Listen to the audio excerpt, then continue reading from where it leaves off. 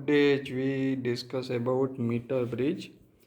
Metre bridge एक ऐसा device है जो लेबोरेटरी में किसी अननोन रजिस्टर को फाइंड करने के लिए यूज किया जाता है। हमने प्रीवियस लेक्चर में विस्टन ब्रिज की बात की। ये विस्टन ब्रिज का एप्लीकेशन है। जो मीटर ब्रिज डिवाइस है उसे यहाँ हमने सिंपल फिगर में दिखाने की कोशिश की है। मीटर ब्रिज में एक ऐसा वायर होता है, ये वायर जो यहाँ फिगर में ये ए से लेकर सी तक ये वायर है, जो कंडक्टर वायर है, और उसकी लेंथ को हम एल बोलेंगे और वो 1 मीटर यानी कि 100 सेंटीमीटर होती है। और ये वायर के दोनों एंड को ए और सी को एक बैटरी जिसका ईएमएफ एप्सिलॉन और साथ में की K1 के साथ ऐसे जॉइंट किया जाता है। और ये जो मीटर ब्रिज होता है उसमें ये वायर की लेंथ मेजर करने के लिए ऐसे मीटर स्केल भी फैब्रिकेटेड किया जाता है। और ये वायर के दोनों एंड के साथ यहाँ ए और सी के साथ दो मेटालिक स्ट्राइप भी जॉइंट की जाती है, जो ऐसे फिगर में दिखाई है ऐसे राइट एंगल की होती है। ऐसी राइट एंगल की दो मेटालिक स्ट्रिप और साथ में एक मिडल एरिया में यहाँ भी एक मेटालिक स्ट्रिप फैब्रिकेटेड की जाती है। और ये दोनों मेटालिक स्ट्रिप के बीच में एक रजिस्टर जॉइंट किया जाता है और ये दोनों मेटालिक स्ट्रिप के बीच में भी एक रजिस्टर जॉइंट किया जा सकता है। यहाँ हमने फिगर में ये दोनों मेटालिक स्ट्रिप, ये बी और ये साइड की मेटालिक स्ट्रिप जो राइट साइड है उसके बीच में एक रजिस्टर हमने रखा है, जो रजिस्टर एस यानी कि स्टैंडर्ड रजिस्टर है, यानी कि उसकी वैल्यू फिक्स होती है और हम उसकी वैल्यू जानते हैं। और ये दोनों मेटालिक स्ट्रिप के बीच में ये बी और ये साइड वाली लेफ़्ट साइड वाली उसके बीच में एक अननोन रजिस्टर जॉइंट किया जाता है जिसको हम फाइंड करना चाहते हैं, यानी कि रजिस्टर आर।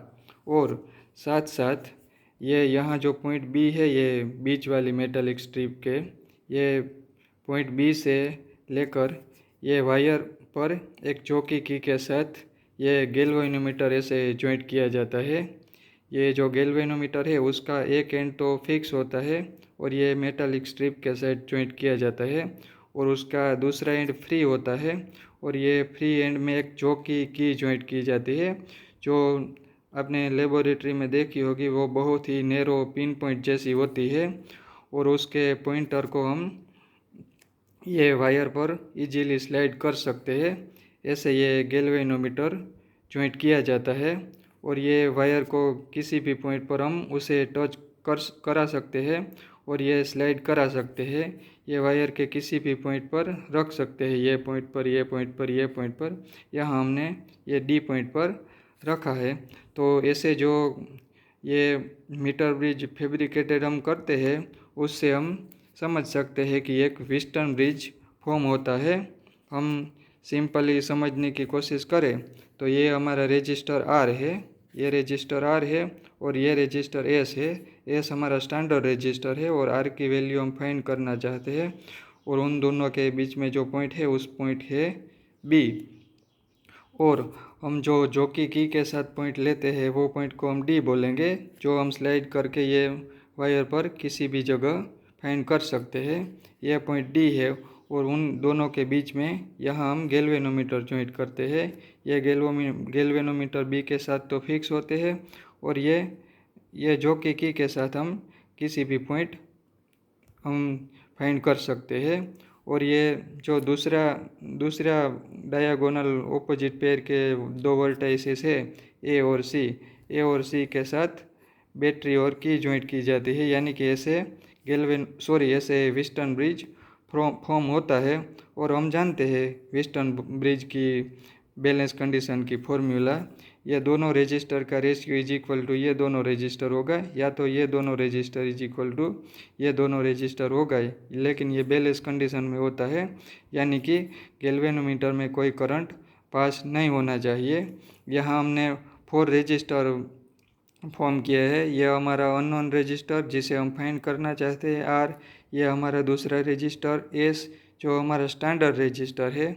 और हम जॉकी की से यहाँ कोई भी पॉइंट पर, ये वायर के कोई भी पॉइंट पर रखेंगे तो यहाँ से वायर के दो पार्ट हो जाएंगे। मान लो कि हमने ये डी पॉइंट पर रखा तो ये पार्ट जो वायर का है उनका भी कुछ रेजिस्टेंस रहा होगा, और ये जो वायर है उनका भी कुछ रेजिस्टेंस रहा होगा, यानी कि ऐसे 4 रेजिस्टर फॉर्म होते हैं। ये तो आर और एस तो रेजिस्टर है ही, और यहाँ वायर का L1 पार्ट ये भी एक रेजिस्टर की तरह काम करता है। और ये वायर का दूसरा पार्ट ये डी और सी के बीच में, यहाँ जो डी और सी के बीच में है, और उसकी लेंथ है 100 माइनस L1, क्योंकि वायर की टोटल लेंथ 100 सेंटीमीटर है। तो यहाँ हम किसी भी पॉइंट पसंद करेंगे, ये डी पॉइंट, तो यहाँ वायर की लेंथ होगी L1 और यहाँ वायर की लेंथ होगी 100 माइनस L1। ये और एक ए डी भी, ये वायर की जो लेंथ है ए डी वो भी एक रेजिस्टर की तरह काम करेंगी, और ये वायर की लेंथ जो होगी 100 माइनस L1 यानी कि डी सी, वो भी एक रेजिस्टर की तरह काम करेगी, और ऐसे में एक व्हीटस्टोन ब्रिज फॉर्म होगा। पहले तो हम ये दोनों रेजिस्टर जो वायर के रेजिस्टेंस है उसके बारे में डिस्कस कर लेते हैं। मान लो कि हमारा टोटल लेंथ यानी कि L is equal to 1 metre is equal to 100 centimetre का वायर है, और उसका यूनिट रेजिस्टेंस अगर R सेंटीमीटर होगा, R सेंटीमीटर यानी कि resistance per unit centimetre, per unit length होता है लेकिन पर यूनिट लेंथ यहाँ मीटर नहीं, हम सेंटीमीटर लेंगे, यानी कि R सेंटीमीटर मीन्स ये वायर का रेजिस्टर पर यूनिट सेंटीमीटर, यानी कि हमारा जो ये L1 वाला पार्ट होगा वायर का AD पार्ट, उनका रेजिस्टेंस होगा R centimetre into L1। But okay, ये वायर का unit centimetre per unit centimetre resistance R centimetre है, तो ये L1 वाले पार्ट का रेजिस्टेंस होगा R सेंटीमीटर इंटू L1।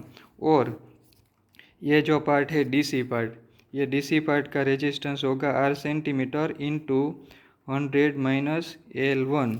यहाँ हमने D पॉइंट पहले से पसंद कर लिया है, लेकिन हमें ये सिर्फ बैलेंस ब्रिज कंडीशन अप्लाई करने के लिए गैल्वेनोमीटर में से कोई करंट पास नहीं होना चाहिए। ऐसा करने के लिए हमें ये जॉकी की का यूज करके ये डी पॉइंट फाइंड करना पड़ता है, यानी कि वायर की लेंथ यहाँ से यहाँ तक 100 सेंटीमीटर है, उस पर हमें ये जॉकी की को स्लाइड करना पड़ता है, और हमें स्लाइड करके ये पॉइंट फाइंड करना पड़ता है, ऐसा पॉइंट जिस पॉइंट पर यह गैल्वेनोमीटर में से कोई करंट पास ना हो, यानी कि गैल्वेनोमीटर का रीडिंग 0 हो, उसमें कोई डिफ्लेक्शन ना हो। ऐसे हम ये जॉकी की को यहाँ यहाँ यहाँ ये सभी जगह रख कर देखना पड़ता है, और ऐसा पॉइंट हमें फाइंड करना पड़ता है कि उसी पॉइंट पर यह गैल्वेनोमीटर में कोई करंट पास ना हो। बाद में हम ये जो पार्ट रहेगा, मान लो कि ये डी पॉइंट आया तो ये पार्ट रहेगा L1, उनका रेजिस्टेंस होगा R सेंटीमीटर इंटू L1, और ये दूसरा पार्ट DC, उनका रेजिस्टेंस होगा R centimetre into 100 minus L1। और ऐसे में हम ये व्हीटस्टोन ब्रिज की बैलेंस कंडीशन का यूज करके अननोन रेजिस्टर फाइंड कर सकते हैं, और हमने प्रीवियस लेक्चर में जो डिस्कस किया उसके अकॉर्डिंग लिख सकते हैं। ये R/S is equal to L1, उनका रेजिस्टेंस होगा R सेंटीमीटर इंटू L1, और R centimetre 100 minus L1, R centimetre cancel हो गया, तो हमें मिला L1/100 माइनस L1, यानी कि हम R की वैल्यू फाइंड करना चाहते हैं, तो R की वैल्यू होगी R is equal to S into L1 minus 100 minus L1। यहाँ हमने जो डी पॉइंट फाइंड किया, ये डी पॉइंट फाइंड करके हम आसानी से ये मीटर स्केल का यूज करके ये लेंथ L1 मेजर कर सकते हैं, और एक बार हमें L1 का पता चल गया तो ये दूसरी लेंथ तो 100 माइनस L1 होगी, यानी कि ये दोनों लेंथ हमें मिल गई। और साथ साथ में यह हमारा स्टैंडर्ड रजिस्टर है, उसकी वैल्यू तो हम जानते हैं, तो ये तीनों डेटा का यूज करके हम अननोन रजिस्टर R की वैल्यू इजीली फाइंड कर सकते हैं। ये जो हमारा स्टैंडर्ड रजिस्टर है S, इसकी हम डिफरेंट वैल्यू सिलेक्ट कर सकते हैं, और S की डिफरेंट वैल्यू के लिए हमें जो ये पॉइंट D मिलेगा वो भी डिफरेंट लोकेशन पर मिलता रहेगा, और ऐसे में L1 की और इसके कारण 100 - L1 की भी वैल्यू चेंज होती रहेगी और जो एरर हमें मिलेगी वो हम कैलकुलेशन करके देख सकते हैं कि अगर हमको ये डी पॉइंट, ये वायर की जो टोटल लेंथ 1 मीटर यानी कि ये बीच में अगर मिलेगा, यानी कि दोनों साइड ये 50-50 सेंटीमीटर की लेंथ रहेगी, तो ऐसे केस में मिनिमम एरर होती है और ऐसे में हम आर की near by accurate value find कर सकते हैं।